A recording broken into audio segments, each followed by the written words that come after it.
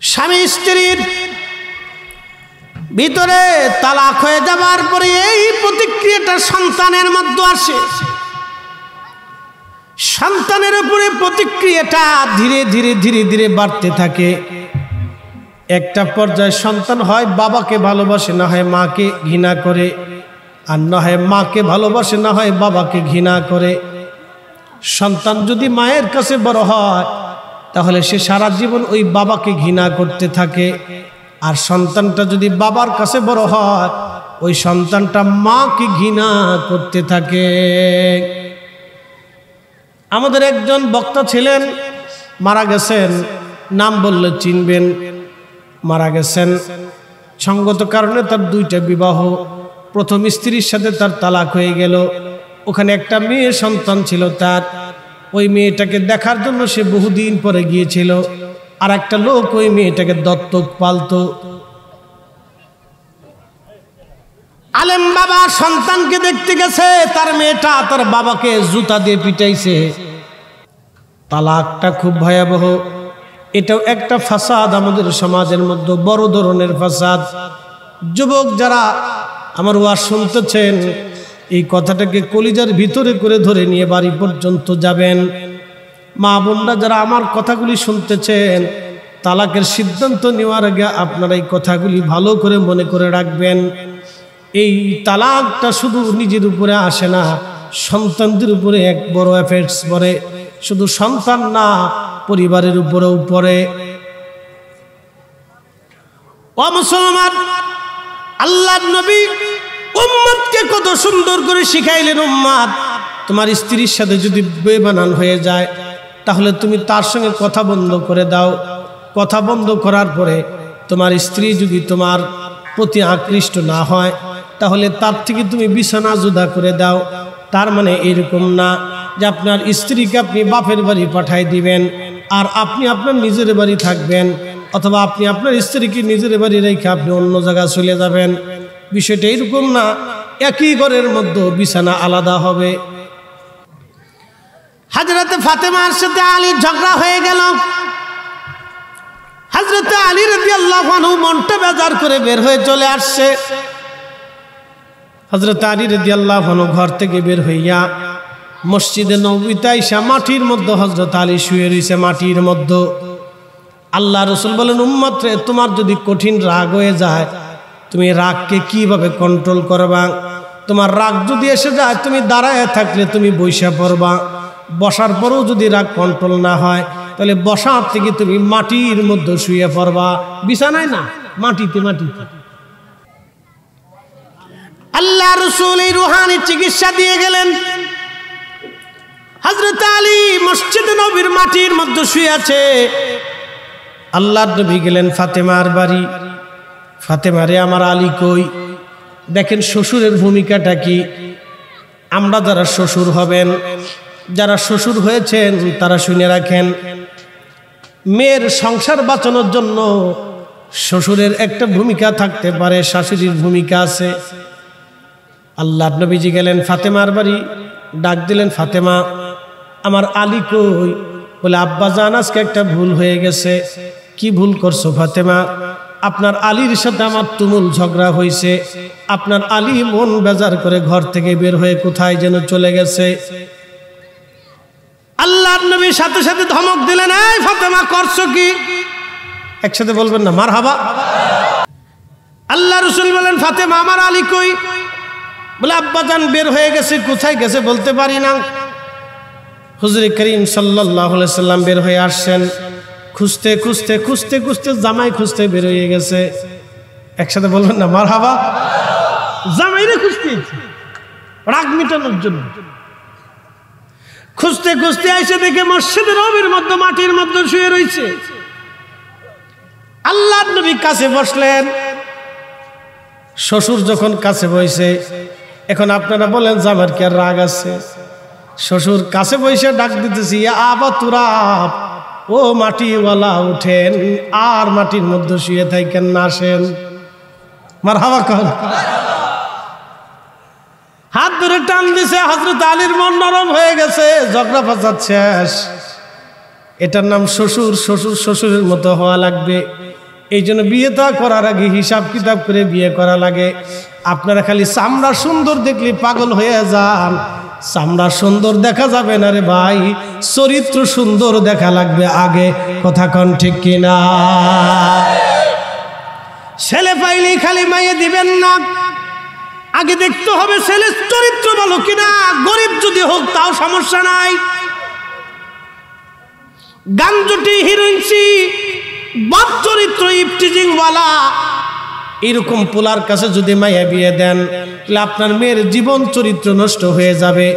অতএব নেশাখোর আর বদ চরিত্র বিয়াদব এদের এইরকম ছেলেদের কাছে মেয়ে বিবাহ দেওয়া যাবে না। যদি বিয়ে দিয়ে দেন তাহলে আপনার মেয়ের জীবন নষ্ট হয়ে যাবে। চরিত্রবান ছেলেদেরকে আপনি মেয়ে বিয়ে দিয়ে দেন, ও গরিব হোক আপনার মেয়ে সারা জীবন সুখে থাকবে। একবার জোরে বলা যাবে কে মারহাবা। এরা ছিল মুসলমান, এরা মুসলমান, এরা মানুষ, এরা মুসলমান, এরাই হলো অরিজিনাল আল্লাহর প্রতিনিধি। ইন্নী জাইলুন ফিল আরদি খলিফা, এরা আল্লাহর জমিনে আল্লাহর খলিফা, আল্লাহর প্রতিনিধি। এরা আল্লাহর অরিজিনাল প্রতিনিধি, তারা আল্লাহর অরিজিনাল প্রতিনিধি, তারা আল্লাহর অরিজিনাল প্রতিনিধি, তারা আল্লাহর দেওয়া সব আইনগুলি তারা মানছে। আল্লাহ রাসূল বলেন উম্মত কিয়ামতের ৭২টা আলামত হবে, তার একটা আলামত ওয়াদাউল আমানা, উম্মত আমানতের খেয়ানত বাড়তে থাকবে, আমানতের খেয়ানত বাড়বে, আমানতের খেয়ানত বাড়বে, আমানতের খেয়ানত বাড়বে। এত পরিমাণে খেয়ানত বাড়ছে, মসজিদ কমিটি মসজিদের টাকাও চুরি করে খায়, এরকম বহু কমিটির চোর ধরা পড়ে গেছে। কি কথা কন না কে? হবিগঞ্জের মুসলমান মনোযোগ দিয়ে শুনিয়া যান কথাগুলি। কিয়ামতের আলামত চলতেছে, আমানতের খেয়ানত চলতেছে। আজ আমানতের খেয়ানত, এত বড় আমানতের খেয়ানত ভাইজান খুব মনোযোগ দিয়েন। হযরত ওমর রাদিয়াল্লাহু তাআলা আনহু তিনি এমন একজন খলিফা, কত বড় খলিফা ছিলেন হযরত ওমর রাদিয়াল্লাহু আনহু, কত বড় খলিফা। বর্তমানে ইরান, তারপরে ইরাক, এরপরে Kuwait, Oman, Yemen, Syria, Lebanon, Libya, Jordan, Saudi Arabia, Bahrain, Qatar, তারপরে দুবাই, এরপরে আপনার কি বলে সংযুক্ত আরব আমিরাত, পুরা মিডল ইস্টে বিরাট একটা অংশ, বাংলাদেশের কয়েকশো দেশের সমান একটা দেশের তিনি খলিফা ছিলেন হযরত ওমর। স্ত্রী এসে বলতেছে, স্বামী আমার ঈদের কাপড় কিনবো, কিছু পয়সা করে দেন, বাচ্চাদের কাপড় কিনা লাগবে। হযরত ওমর ডাক দিয়ে বলেন, বিবি রে, আমি একজন খলিফা মাত্র, বাইতুল মাল থেকে মাসিক আমার একটা বেতন ধার্য হয়। বিবি রে, ওই টাকা দিয়ে আমার বাচ্চাদের ভরণ পোষণই শেষ হয় না, বাচ্চাদের সংসার মাস গেলে আমার খরচা পুষে না, আমি ঈদের কাপড় কেনার মতো অতিরিক্ত কোনো পয়সা আমার কাছে নাই। নবীর উম্মত খুব সাবধান করে বলে দিয়ে যাচ্ছি, পৃথিবীর এত বড় অঞ্চলের খলিফা হযরত ওমর ডাক দিয়ে বলতেছে, বিবি, যাহা মাসে পায় ভরণ পোষণ খেয়েই তো শেষ হয়ে যায়, অতিরিক্ত কোনো অর্থ আমার কাছে নাই। আমি এই তোমার সন্তানদেরকে কাপড় কিনে দিতে পারবো না। হে বিবি ডাক দে বলো, স্বামী গো, তাহলে অর্থমন্ত্রীর কাছে আপনি চিঠি লেখেন, আগামী 1 মাসের বেতন যেন আপনাকে অগ্রিম দিয়ে দেয়। এটাও তো একটা সুযোগ আছে, আপনি অগ্রিম বেতন এনে বাচ্চাদের ঈদের কাপড় কিনে দেন। আহা, অর্থমন্ত্রীকে জানেননি? তার নাম আবু উবাইদা ইবনু জাররাহ রাদিয়াল্লাহু আনহু। আল্লাহর নবী যে 10 জনকে দুনিয়ার থেকে জান্নাতের সার্টিফিকেট দিয়েছিলেন, সেই 10 জনের মধ্যে একজনের নাম আবু উবাইদা, অর্থমন্ত্রী। একবার জোরে বলা যাবে কি মারহাবা। আল্লাহু আকবার। যেমন রাষ্ট্রপতি তেমন অর্থমন্ত্রী। কায়দাটা কি দেখেন, যেমন খলিফা তেমন অর্থমন্ত্রী, দুইজন দুনিয়ার থেকে জান্নাতের সার্টিফিকেট প্রাপ্ত সাহাবী। রাসূল বলেন ফাআলাইকুম বিসুন্নতি ওয়া মার উম্মত, তোমরা যদি জাহান্নাম থেকে বাঁচতে চাও, আখিরাতে যদি মুক্তি পেতে চাও, দুনিয়ায় যদি তুমি শান্তিতে জীবন যাপন করতে চাও, ফাসাদ থেকে যদি তুমি মুক্ত থাকতে চাও, তাহলে তোমরা আমি নবীর সুন্নাহ মানবা, আমি নবীর সুন্নাহ মানবা। আমি নবীর সুন্নাত মানার পরেই তোমরা আরেকজনের সুন্নত মানবা। তার একজনের নাম আবু বকর, অন্যজনের নাম ওমর, অন্যজনের নাম আলী, অন্যজনের নাম উসমান জিন্নুরাইন রিদওয়ানুল্লাহি তাআলা আলাইহিম আজমাইন, যাকে বলা হয় আল্লাহ আলাইকুম বিসুন্নতি ওয়া সুন্নাতিল খুলাফায়ে রাশিদিনাল মাহদিন ওয়া সুন্নাতিল খুলাফায়ে রাশিদিনাল মাহদিন। তোমরা আমার সত্যনিষ্ঠ হেদায়েতপ্রাপ্ত খলিফা খুলাফায়ে রাশিদকে তোমরা তাদের সুন্নত আদর্শকে আঁকড়ে ধরে রাখবা, দাঁত দিয়ে কামড় দিয়ে, তাহলে তোমরা পথভ্রষ্ট হবে না, তোমরা পথভ্রষ্ট হবে না, তোমরা গুমরাহ হবে না, তোমরা গুমরাহ হবে না, তোমরা গুমরাহ হবে না, তোমরা পথভ্রষ্ট হবে না। ইসলামের ইতিহাসে, ইসলামিক আইনে 4 জনের উপরে একসঙ্গে স্ত্রী রাখা হারাম।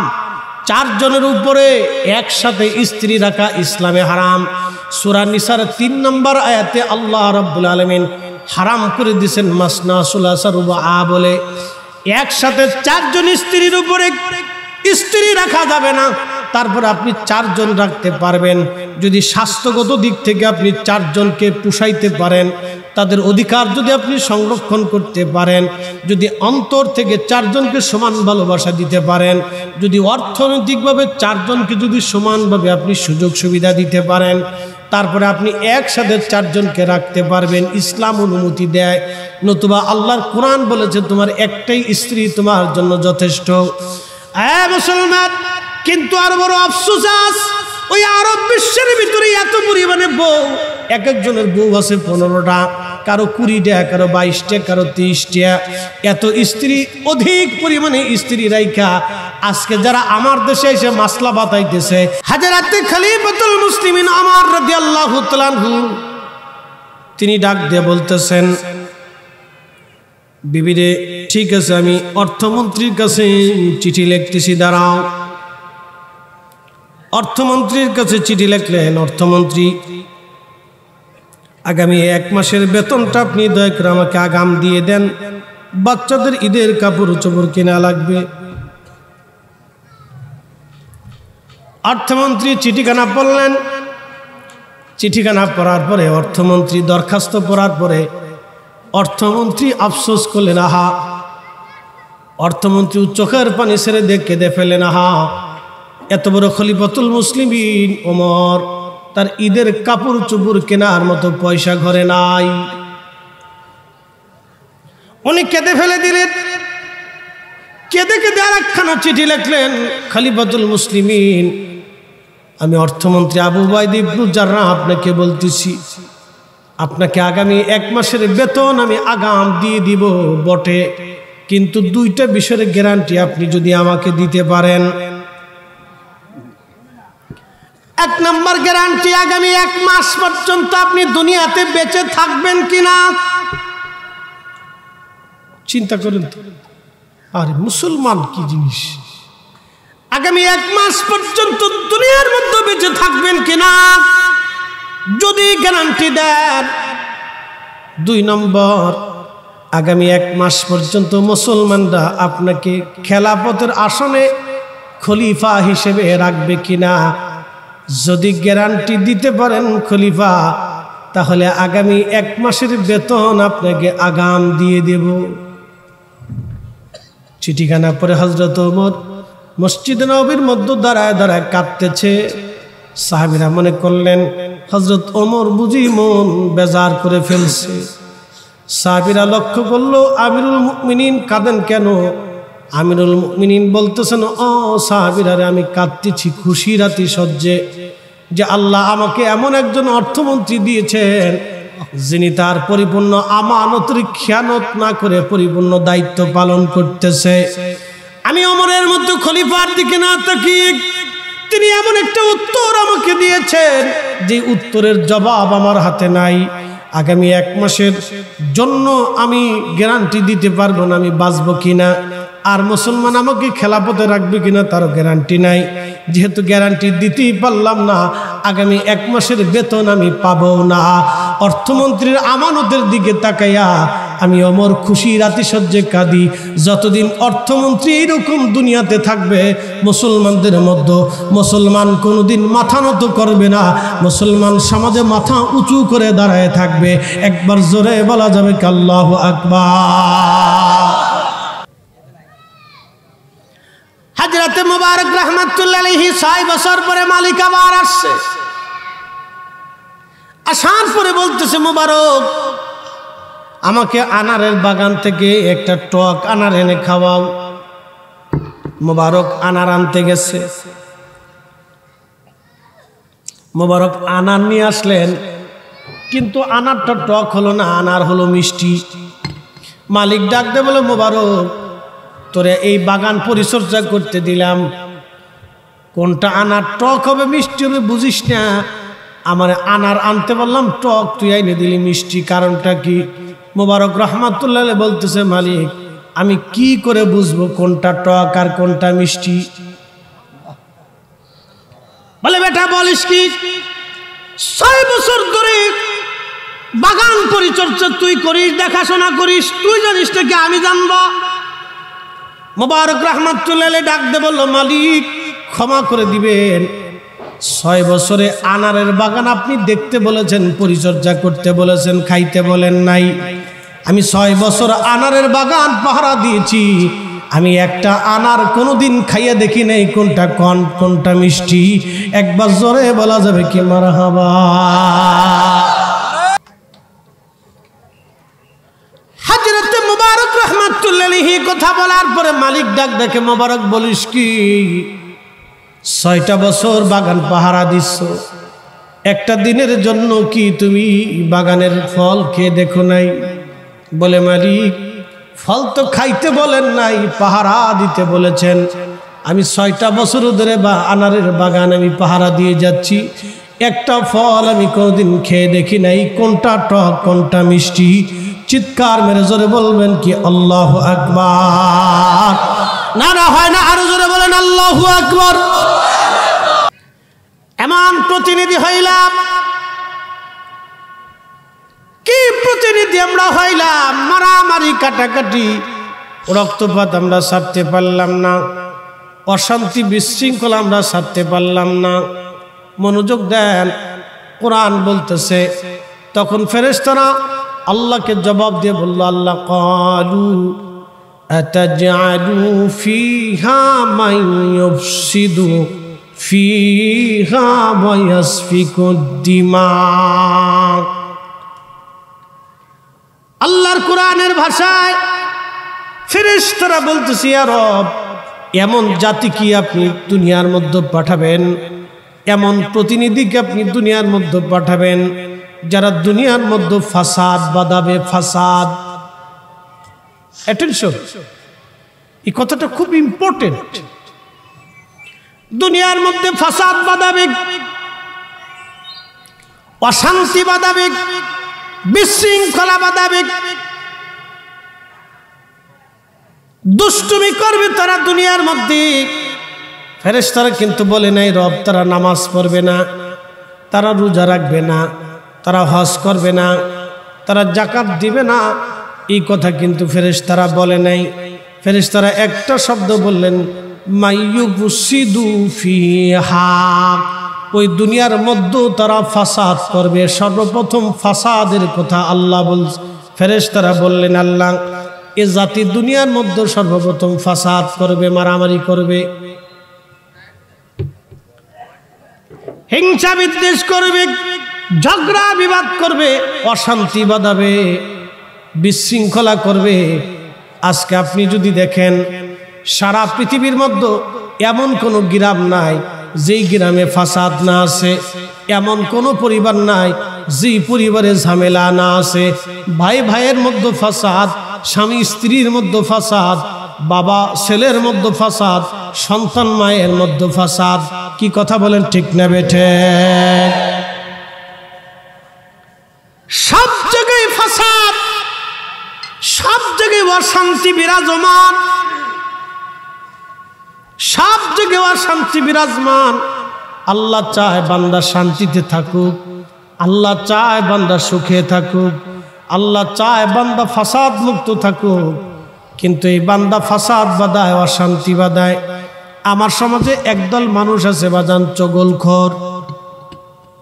চগলখোর, শুয়োরের গোশত যেমন হারাম, কুত্তার গোশত যেমন হারাম, এটার বলে কুত্তাখোর, হারামখোর। আবার আছে নেশাখোর, আবার আছে জেনাখোর, আবার আছে বাজান ওই কি বলে আপনার চগলখোর। গীবতখোর, চগলখোর, জেনাখোর, হারামখোর,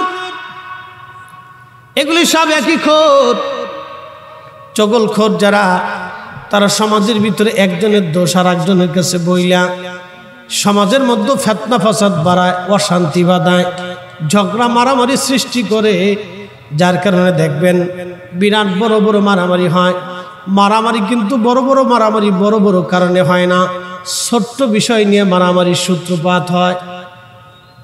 ছোটখাটো বিষয় নিয়ে ফাসাদ শুরু হয়ে ওই ফাসাদ বিরাট বড় আকার ধারণ করে, বিরাট বড় আকার ধারণ করে। ওই ফাসাদ পৃথিবীর মধ্যে সর্বপ্রথম যে ফাসাদ করেছিল তার নাম হাবিল আর কাবিল, দুই ভাই।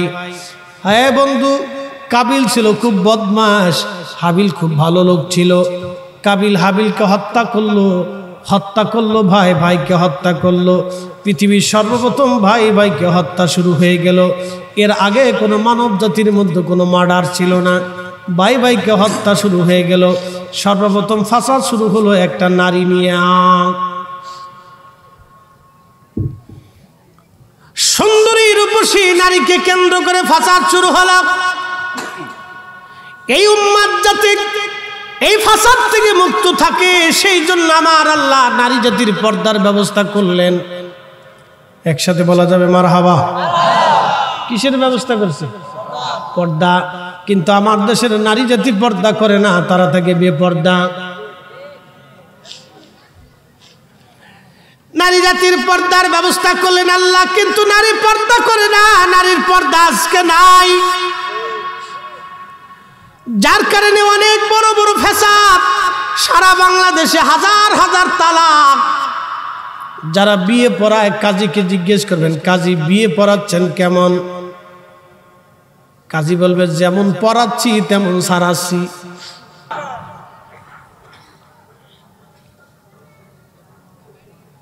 ইসলাম আমাকে আপনাকে এমন কিছু শিক্ষা দিয়েছে, এমন কিছু শিখিয়েছে যা অবিস্মরণীয়, স্মরণের পর স্মরণ, কিয়ামত পর্যন্ত স্মরণীয় হয়ে থাকে। রাসূল করিমের দর্শে বসে সাহাবে کرام কি মানুষ হয়েছিলেন, হাই হাই হাই। সাহাবতে থেকে সাহাবীরা কি মানুষ হয়েছিলেন, কি আমানত ওয়ালা হয়েছিলেন, যারা দিন দুপুরে মানুষ জবাই করত, দিন দুপুরে ডাকাতি করত, জীবন্ত কন্যা সন্তানদেরকে মাটি খুঁড়ে চাপা মাটি দিয়ে কবর দিত। তাদের হৃদয়টা কত পাথরের মতো শক্ত ছিল, নিজের বাচ্চা সন্তানকে কবর খুঁজে মাটির ভিতরে দিয়ে চাপা মাটি দিয়ে দাফন করে দিত। তো তাদের হৃদয়গুলি কত কঠিন এবং শক্ত ছিল। এই শক্ত এবং কঠিন হৃদয়গুলি রাসূল করিমের সোহবতে থেকে থেকে থেকে থেকে মোমের মতো নরম হয়ে গেছে। আল্লাহু আকবার, আল্লাহু আকবার। আমি রাসূলের প্রশংসা আপনাকে কি করে বুঝাবো? আমার দেশের কিন্তু লেতা ফেতা সাতা ফেতা আছে, এগুলো রাসূল করিমের শান খুঁজে পায় না। এই সব কটা শয়তানের দালাল, সব কটা ইতুর, একবারে শেষরা, শেষরা চোরের চিতু, শেষরা শেষরা কোথাকার, এগুলো শেষরা বলবি হইতে কিছু কিনা। সারা কোরআন শরীফ আল্লাহ রাসূলের সম্মানের দলিল। জবানে আল্লাহ বলছেন ওয়া ইন্নাকা লা আলা খুলুকিন আযীম। সুবহানাল্লাহ। আর কি দলিল লাগবে আপনার? ওয়া ইন্নাকা লা আলা খুলুকিন আযীম। আল্লাহর জবানে আল্লাহ বলতেছেন আপনি মহান চরিত্রের আধার। একসাথে বলবেন আল্লাহু আকবার। না না হয় না, আরো জোর। তার মানে এইরকম চরিত্রওয়ালা কখনো জন্ম নেয় নাই আর কখনো জন্ম হবেও না। কোন মায়ের পেট থেকে এইরকম চরিত্রওয়ালা সন্তান কোন মা জন্ম দেয় নাই আর দিতে পারবে। তিনি আমাদের নবী। সুবহানাল্লাহ। আল্লাহর ভাষায়, আল্লাহর ভাষায় আমাদের নবী সেই নবী। হাসরের মাঠ কায়েম হবে। কত বড় মাঠ! বাংলাদেশের ফুটবল খেলার মাঠের সময় আদম শফিউল্লাহ থেকে কিয়ামত পর্যন্ত যত মানব জাতি দুনিয়াতে জন্ম হবে, এই সব মানব জাতিগুলি হাসরের মাঠে উত্থাপিত হবে। সব মানুষগুলি হাসরের মাঠে উত্থাপিত হবে। সৃষ্টির প্রথম থেকে শুরু করে শেষ পর্যন্ত যত জিন, সব জিন জাতিগুলি স্ব আকৃতি নিয়ে আল্লাহর আদালতের সামনে দাঁড়াবে। সৃষ্টির যত ফেরেশতা আছে, কোটি কোটি ট্রিলিয়ন বিলিয়ন অগণিত অসংখ্য কোটি এক অগণিত কোটি জি ফেরেশতা স্ব আকৃতিতে আল্লাহর সামনে মেহশরের মাঠে দাঁড়াবে। কত বড় ফেরেশতা! একটা ফেরেশতার বর্ণনা দিয়ে যায় শুধু জিব্রাইল। হযরত জিব্রাইলের 600টা পাখা আছে। একটা পাখা দিয়ে একটা বাড়ি মারলে দুনিয়ার জমিন থেকে আসমানে যাইতে জিব্রাইলের সময় লাগে না মাত্র 1 সেকেন্ড। বাকি 599 পাখা জিব্রাইল ব্যবহার করতে হয় না।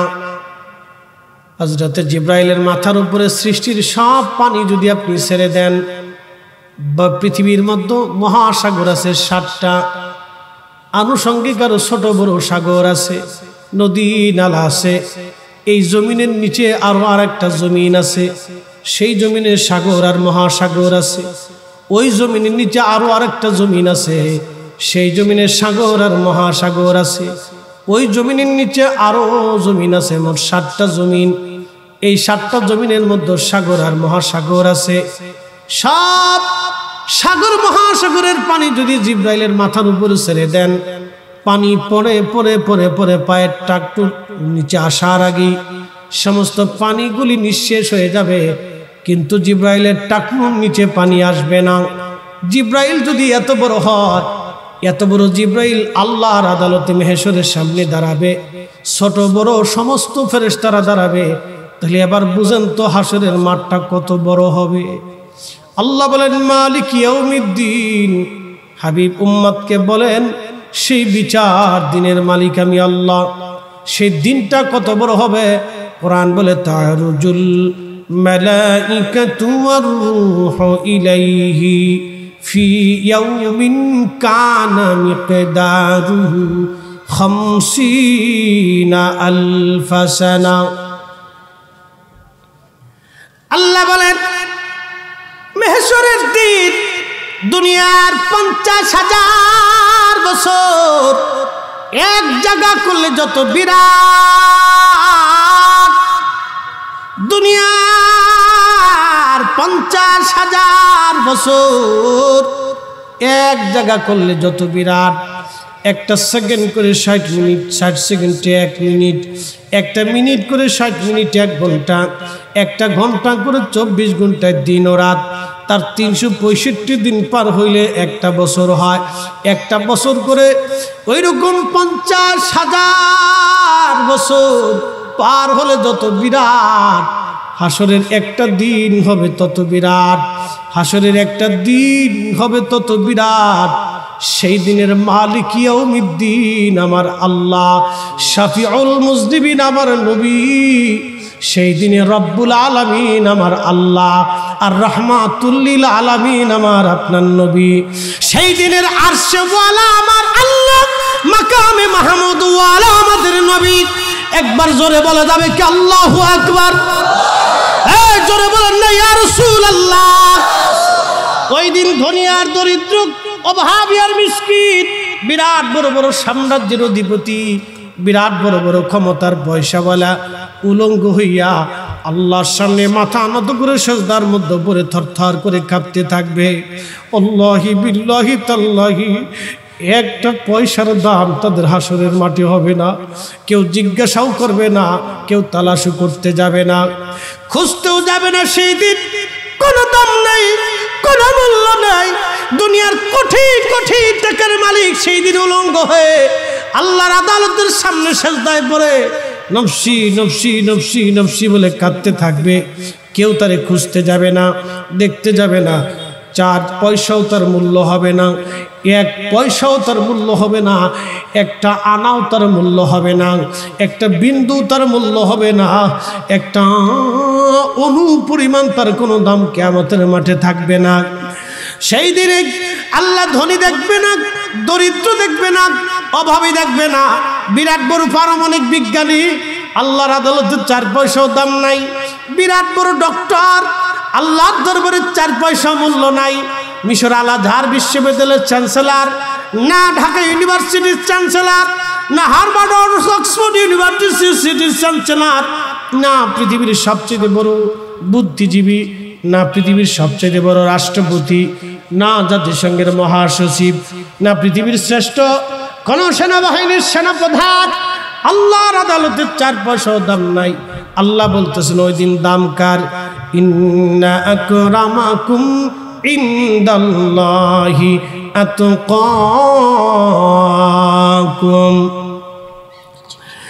আল্লাহ রাব্বুল আলামিন বলতেছেন সেই দিন দাম নিশ্চয় আমি আল্লাহর কাছে সেই সম্মানিত হবে। দুনিয়ার ভিতরে যার অন্তরে তাকওয়া বেশি, রিকশাওয়ালাও হতে পারে, দিন মজুর হতে পারে, অনেক টাকার মালিক হতে পারে। ও যুবক, আপনাকে বলতেছি শুনিয়া যান, বিরাট বড় সাইকুল হাদিস হলেই নবী পাওয়া যাবে না, বিরাট বড় তেজস্বী বক্তা হলেই নবী পাওয়া যাবে না, বিরাট বড় পয়সাওয়ালা হলেও নবী পাওয়া যাবে না। পাকিস্তানের একজন যুবক কাঠ মিস্ত্রি, তার নাম ইলমুদ্দিন। ভারতের একজন লেখক রঙ্গিলা রসুল লেখে একটা বই লেখলো, বইয়ের মধ্যে বাজে বাজে কথা লেখলো। কথার মধ্যে লেখলো মোহাম্মদ অধিক বিয়ে করেছিলেন কাম পিপাসা নিবারণ করার জন্যে। একবার জোরে বলা যাবে কি নাউজুবিল্লাহ? এইরকম বাজে বাজে কথা লেখার পরে ওই সময় কোটি কোটি মুসলমান কারো অন্তরে দাগ বসলো না। ইলমুদ্দিন বলল না, হয় আমি মরবো না হয় ও মরবে। আমার রসুলকে এরকম বাজে বাজে কথা লেখলো, ওকে সারা যাবে না। ইলমুদ্দিন একজন কাঠ মিস্ত্রি, মক্তবে কোন রকম পড়াশোনা করছে, নামটাও লিখতে পারতো না। তাও কাঠ মিস্ত্রি কি হেড মিস্ত্রি না, জুগাইল্লে মিস্ত্রি। অর্থাৎ জুগাইল্লে তো বুঝেন, সহযোগী যাকে বলা হয়। সারাদিন পরিশ্রম করে যা রুটি রুজি করতো, কোন রকম তার সংসার চলতো। একেবারেই দরিদ্র ইলমুদ্দিন, দাড়ি মোছ নাই।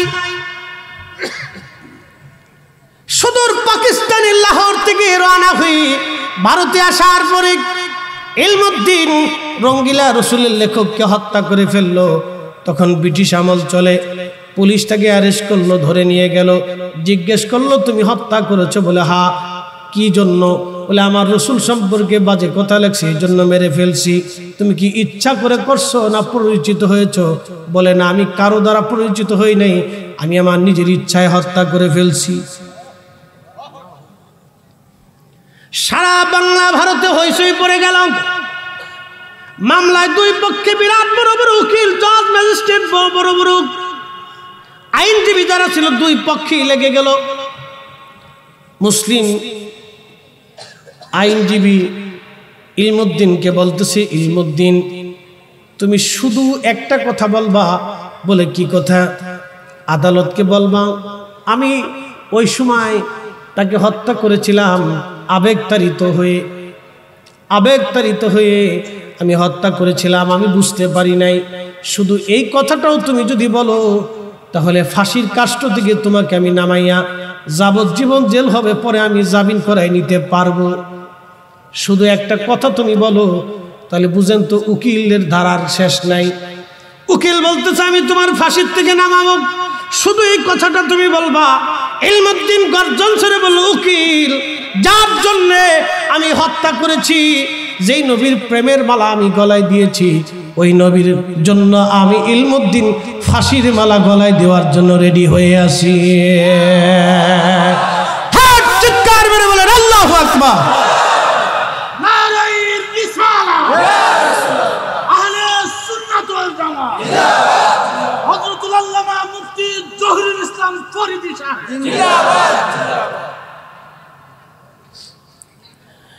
ইলমুদ্দিনের ফাঁসির রায় হয়ে গেল, অনেক বড় ইতিহাস। ফাঁসির রায় হয়ে গেল, ফাঁসির দিন খান নির্দিষ্ট হয়ে গেল। ফাঁসির কাস্টে ইলমুদ্দিন মুস্কি মুস্কি হাসে। আল্লাহু আকবার বলবেন, আরো জোরে না হয় না, আরো জোরে। মাদ্রাসায় পড়ে না, ভার্সিটিতে পড়ে না, কলেজে পড়ে না, হাই স্কুলে পড়ে না, কোন রকম মক্তবের পরে একটা ছেলের কলিজার ভিতরে রাসূলুল্লাহর মহব্বত ভালোবাসে এতই পরিমাণে আসছে, মুস্কি মুস্কি হাসে। বিচারক বলল, ইলমুদ্দিন মুস্কি হাসো, ভয় কি করে না? ইলমুদ্দিন বলল, কি করে ভয় করব? কিসের ভয় আমার? আমি যার জন্য ফাঁসির মালা গলায় নিচ্ছি, কিছুক্ষণ পরেই তো জান্নাতে আমি তার সাথে একত্রে মিলিত হব।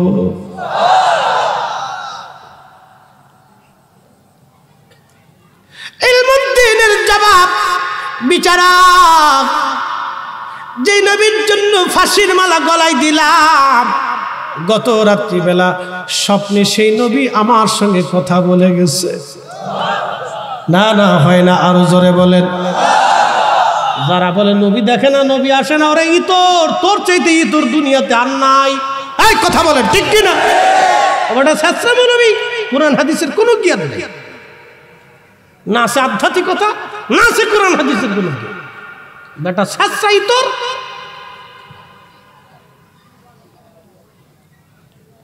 শানের সালাত আপনাকে কি করে বুঝাবো আমি? ইলমুদ্দিন বলতেছে, সেই নবী গত রাত্রে আমার সঙ্গে স্বপ্নে কথা বলে গেছে, সুসংবাদ দিয়ে গেছে, কিছুক্ষণ পরে জান্নাতে তার সাথে মিলিত হব। আমি ইলমুদ্দিন কাঁদবো নাকি হাসবো? আমি কি জন্য কাঁদবো বলো তো? যার জন্য ফাঁসির মালা গলায় দিলাম, তার সঙ্গে কিছুক্ষণ পরে জান্নাতে দেখা হবে, এই জন্য আমি মুস্কি মুস্কি হাসি। জোরে বলা যাবে কি আল্লাহু আকবার? আল্লাহুম্মা সাল্লি আলা, জবান খুলে এটা নিয়ে যান।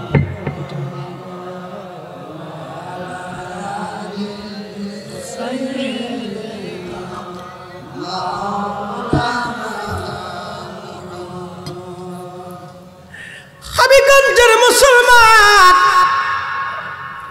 কঠিন বিরাট মেহশর কায়েম হয়ে যাবে সেই দিন। হায় হায় হায়, উপায় কি? সূর্য থাকবে মাথার মাত্র 1.5 থেকে 2 মাইল উপরে, যে সূর্যটা বর্তমানে 200 কোটি ডিগ্রি সেলসিয়াস। 13 লক্ষ পৃথিবী এক জায়গা করলে যত বিরাট, একটা সূর্য হলো তত বিরাট। আহা, কি করে আমি আপনাকে বুঝাবো হাসরের মাঠটা কত কঠিন হবে, কত ভয়াবহ। ওই মাঠে আমাদেরকে দাঁড়াইতে হবে আল্লাহর সামনে, আল্লাহর সামনে দাঁড়াইতে হবে। কি জবাব সেই দিন আমরা দিব? যদি রব আমাদেরকে জিজ্ঞাসা করেন, কোনো জবাব আমাদের থাকবে না। দুনিয়ার একটা ছোট্ট মামলার জন্য কত দৌড় আপনি দৌড়ান, কত জনের কাছে যান, কত উকিল, কত মুক্তার, কত জনের উসিল আপনি ধরেন এই মামলা থেকে খালাস পাওয়ার জন্য। দুনিয়ার একটা মামলা থেকে খালাস পাইতে পাইতে আপনার 2, 4, 5, 6, 7, 8 বছর চলে যায়। আহারে, হাসরের মাঠে এরকম কত না মামলা আমাদের বিরুদ্ধে দাঁড় হয়ে যাবে, কি জবাব সেই দিন হবে? কে মামলা থেকে খালাস করবে? কত কঠিন সেই দিন হবে, কত ভয়াবহ সেই দিন তা আমাদের জন্য হবে সেই দিন। এই জন্যে কঠিন মেহশরের মাঠে দুনিয়ার অনেক সম্মানিতরা হাসরের মাঠে অপমানিত হবে। দুনিয়ার কত অপমানিত ব্যক্তি হাসরের মাঠে সম্মানিত হবে একটা মাত্র কারণে, ইন্না আকরামাকুম ইনদাল্লাহি আতকাকুম। আল্লাহ বলেন আমি আল্লাহর কাছে সেই সম্মানিত হবে যার অন্তরে আল্লাহর ভয় বেশি হবে, তাকওয়া বেশি হবে। আল্লাহর ভয় যার অন্তরে বেশি, যার তাকওয়া বেশি হবে, হাসরের মাঠে সেই আল্লাহর কাছে সম্মানিত হবে। পৃথিবীর মধ্যে একজন রাসূলের সাহাবী, তার নাম হযরত সালমান ফারসি রাদিয়াল্লাহু আনহু, জীবনে হায়াত পাইছিলেন 250 বছর। সুবহানাল্লাহ বলা যাবে না? কত বছর? 250 বছর দুনিয়ার মধ্যে তিনি বেঁচে ছিলেন। প্রায় 200 বছর তিনি গির্জায় কাটানোর পরে আল্লাহ রসুলের সন্তান তিনি পেয়েছিলেন সালমান ফারসি। ওনার ইসলাম গ্রহণের ইতিহাসটা আর এক বড় লম্বা, আর একদিন বলবো। সালমান ফারসি যখন কালেমা পড়লেন তখন তিনি বৃদ্ধ হয়েছেন, চুল দাড়িগুলি তার একেবারে সাদা হয়ে গেছে। উনি যখন ইন্তেকাল করলেন তখন ইরাকের গভর্নর ছিলেন। প্রত্যেক মাসে 6000 দিরহাম ওনার বেতন ছিল, 6000 দিরহাম। প্রত্যেক মাসে সালমান ফারসির বেতন ছিল 6000 দিরহাম। কিন্তু জানেন ওনার ইন্তেকালের সময় কি ছিল? একটা মাত্র জুব্বা, একটা মাত্র পাগড়ি, একটা মাত্র লাঠি, একটা মাত্র কাপ, একটা মাত্র পিরিচ, একটা মাত্র খানার বাসন। এইগুলি সামনে নিয়ে ওয়াসাল কান্নি বসে বসে কাঁদতেছে। সাহাবীরা বলল, হুজুর আল্লাহর নবী আপনাকে খুব ভালোবাসত, রহমতের নবী আপনাকে খুব আদর করত সালমান ফারসি, আপনি কি জন্য কাঁদেন? সালমান ফারসি বলল, আল্লাহ আমারে দীর্ঘদিন দুনিয়ার মধ্যে বাঁচায় রাখছে, এখন মৌতের ডাক আমার এসে গেছে, আমি এই দুনিয়াতে আর বেশি সময় বাঁচব না। কিন্তু আমি চিন্তা করতেছি, আমার মাসুক আমার রসুল বলেছেন কিয়ামতের মাঠে, কঠিন হাসরের মাঠে রসুলের সামনে কোন মুখ নিয়ে আমি দাঁড়ায় যাব? আমি আল্লাহর নবীর সামনে কোন চেহারা নিয়ে দাঁড়াবো? বলে, হুজুর ভয় কিসের? কই দেখো আমার কত সম্পদ আজ জমা হয়ে গেছে। আল্লাহর নবী একটা সম্পদও দুনিয়ার থেকে নিয়ে যান নাই, অথচ আমার আজকে পাগড়ি হলো, আমার একটা জুব্বা আছে, আমার একটা আবা আছে।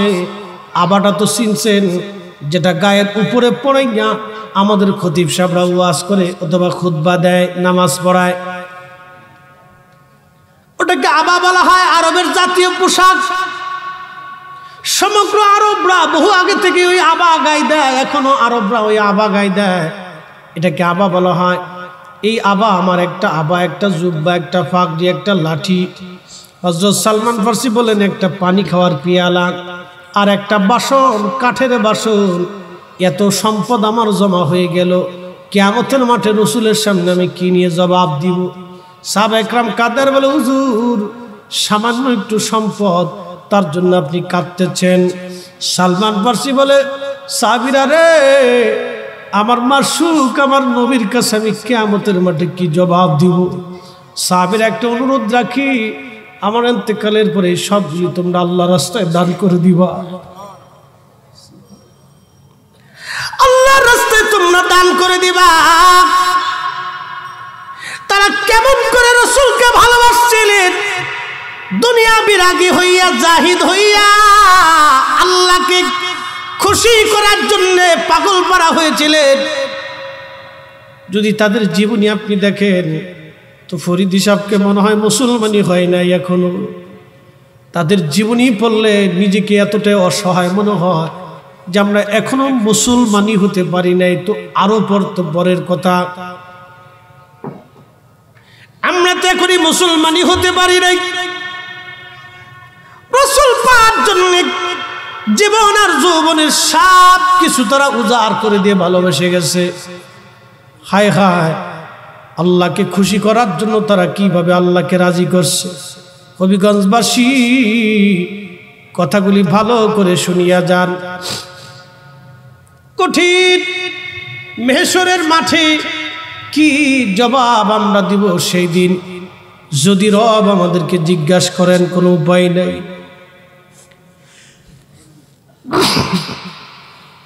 যদি আল্লাহ জিজ্ঞাসা করেন কোনো উপায় আমাদের থাকবে না।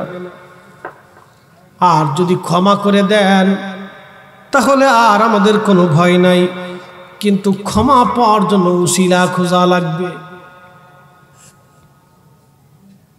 কি উপায় সেই দিন? আহা, সেই হাসরের মাঠে বিরাট বড় মাঠ, মাঠের ভিতরে কত শ্রেণী হবে সেই দিন। সেদিন হাসরের মাঠে আল্লাহ একজনকে অনেক বড় সম্মান দিবে। আল্লাহর বান্দাদের মধ্যে, নবীর উম্মতের মধ্যে সেই সম্মানী ব্যক্তির নাম হযরত ওয়াস আল কারনী রাদিয়াল্লাহু তাআলা আনহু। সমাজে তার কোনো মূল্য ছিল না, রাষ্ট্রীয় পর্যায়ে তার কোনো মূল্য ছিল না। সমাজের মানুষ থেকে মজ্জুব বলতো, একটা কুড়ে ঝুপড়ি ঘরের মধ্যে সারা জীবন কাটায় দিয়েছিলেন। খেজুরের বিচি টুকাইয়া টুকাইয়া সংগ্রহ করে হযরত ওয়াস আল কারনী বাজারে বিক্রি করে দিয়ে সংসার চালাইতেন তিনি। হায় হায়, স্ত্রী পুত্র পরিজন ছিল না। ঘরের মধ্যে একটা মা ছিল অন্ধ বৃদ্ধ, যেখানে যাইতেন মাকে কাঁধে করে নিয়ে ঘুরে বেড়াইতেন, মাকে গোসল করাইতেন, মারে খাওয়াইতেন, নিজে রান্না করে অন্ধ মায়ের মুখের মধ্যে খাবার ঢুকাইতেন, মারে গোসল করে তেল দিয়া বিছনা পেতে দিয়ে মারে ঘুম পাড়াইতেন। একটা মা সন্তানকে যেইভাবে যত্ন করে, ওয়াস আল কারনী তার মাকে সেইভাবে যত্ন করত। একবার জোরে বলা যাবে কি আল্লাহু আকবার। ইমাম জৌজি উয়ুনুল হিকায়াতের মধ্যে লেখেন, মেহশরের কঠিন মাঠ, সব হাসরবাসীর বিচার শেষ। কেউ জান্নাতি, জান্নাতীদেরকে আল্লাহ জান্নাত দিয়ে দিছে, জাহান্নামীরা দাঁড়ায় আছে। ওয়াস আল কারনীকে আল্লাহ বলবে তুমি দাঁড়াও। ওয়াস আল কারনী বলবে, রব সবাইরে জান্নাতে পাঠাইলে আমারে দাঁড়া করাই রাখছো। আল্লাহ বলবে, ওয়াইস তোমাকে দাঁড়া করাইছি একটা কারণে, সব বান্দাদেরকে আমি জান্নাতে পাঠাইছি, আমার বান্দাদের মধ্যে তোমাকে দাঁড়া করাই রাখলাম। কারণ কোটি কোটি উম্মত আমার গুনাহ বান্দা, আমার গুনাহগার। ওয়াইস রে, আমি আল্লাহ ক্ষমা করতে চাই, আমি আল্লাহ ক্ষমা করতে ভালোবাসি। ওয়াইসো, তুমি কোন বান্দার প্রতি যদি তুমি সুপারিশ করো, কাউকে তুমি যদি মাফ করতে বলো, তাহলে এই বান্দাদের মধ্যে আমি আল্লাহ তোমার কারণে আমার এই গুনাহগার বান্দাকে মাফ করে দেব। একবার জোরে বলা যাবে কি আল্লাহু আকবার? না না হয় না, আরো জোরে বলেন আল্লাহু আকবার। চিৎকার মেরে বলেন না ইয়া রাসূলুল্লাহ। আমার নবীর গোলামের যদি হালত হয়, তাহলে নবীর হালত কি হবে গো? নবীর গোলামের হালত যদি এটা হয়, নবীর হালত কি কি হবে সেই দিন? নবীর হালাত, আরশে মুআল্লার ডান পাশে নবীর জন্য আসন বরাদ্দ, মাকামি মাহমুদ। আসা আইয়াবআসাকা রাব্বুকা মাকামান মাহমুদা।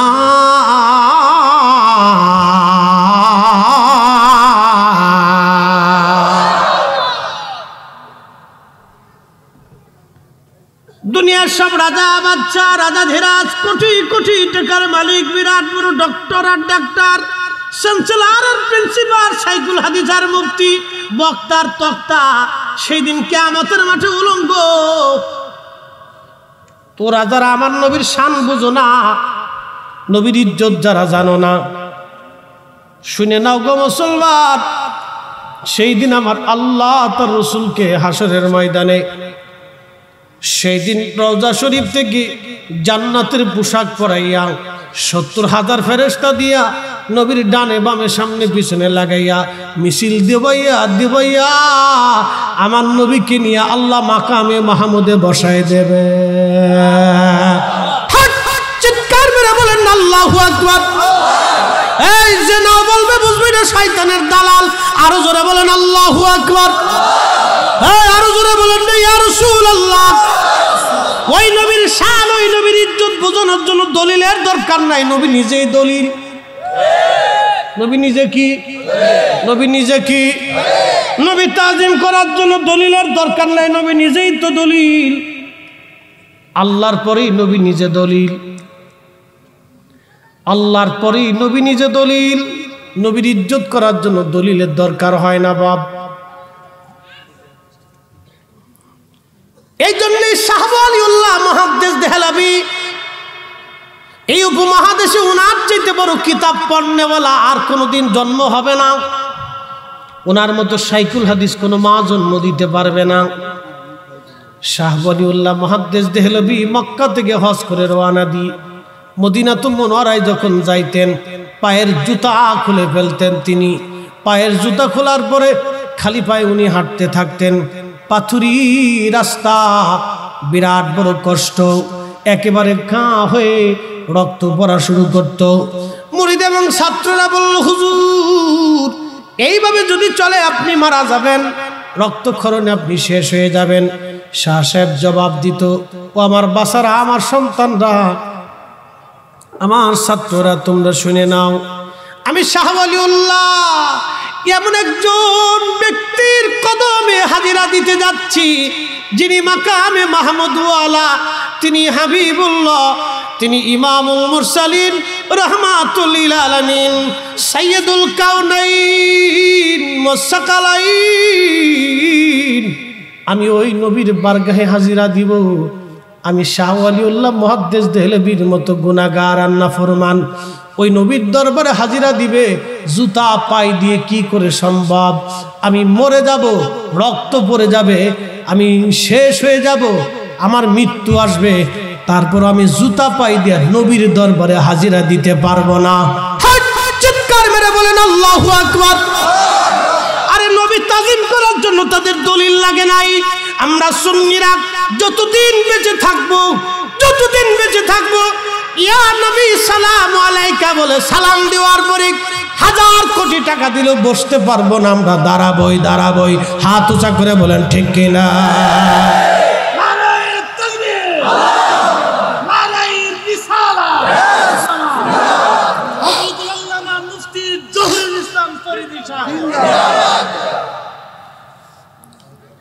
এত দলিলের দরকার নেই। যে বেটা ই তোর দলিল চাও, ওর দলিল দিয়ে কি করবি? আমরা কি এর কাছে মুরিদ?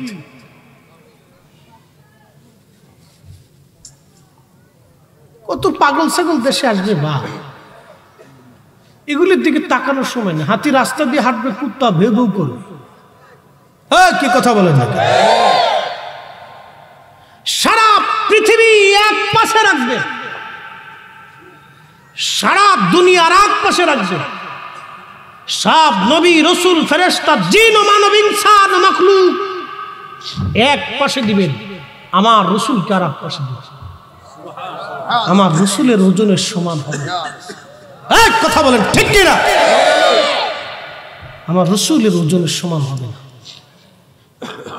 এই জন্য আইম্মে কিরাম বারগাহে রসুলের কদম মুবারকে দরবার মুস্তাফাতে গিয়ে থরথর থরথর করে কাঁপতেন, ভয়ে চুপসে যাইতেন।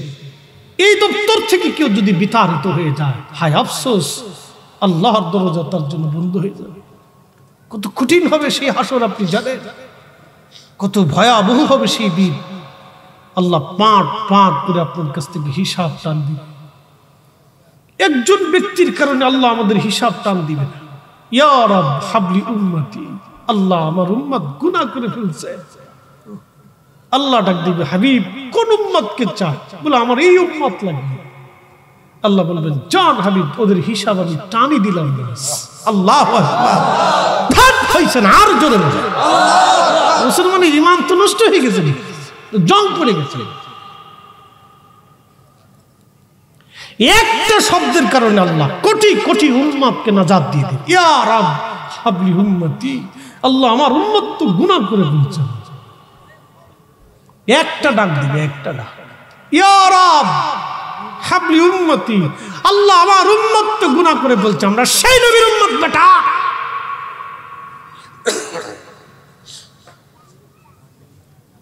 সোয়া লক্ষ নবীর ডাকে যা হইলে আমার নবীর এক ডাকে তা হবে।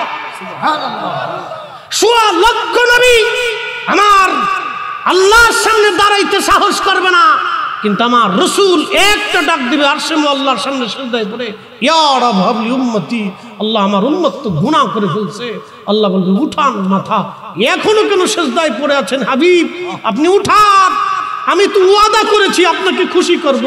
ওয়ালা সাউফা ইউতিকা রাব্বুকা ফাতারদা ইন্নাকা লা তুখলিফুল মিয়াদ। আমার জবানের খেলাফ হবে না, আমি তো ওয়াদা করেছি আপনার সাথে খুশি করব। আপনি কাঁদবেন না, উঠেন, আপনি খুশি হতে হবে, উঠেন উঠেন। কি চান? ইয়া রাব হাবলি উম্মতি কাঁদতে থাকবে, আমার উম্মত গুনাহ করে ফেলছে। হাবিব যান, আপনার যাকে খুশি তাকে নিয়ে জান্নাতে চলে যান। আমাদের সেই নবীর উম্মত। আপনাকে ওনার ইজ্জত সম্পর্কে বুঝাইতে পারবো না, ওনার মর্যাদা সম্পর্কে আমি বুঝাইতে ব্যর্থ। হাজার বছর জীবন দিলে আমি হাজার বছর ওয়াজ করলে ওনার শান আমি আপনাকে বুঝাইতে পারবো না, শেষ করতেই পারবো না। কলিজার ভিতরে যদি না লাগে, এখান থেকে আসে, দলিল দিয়ে হয় না। এই ইলমুদ্দিন রাসূলের জন্য জীবন দিয়েছিলেন দলিলে না, ভালোবাসা। কি কথা বলেন না কেন?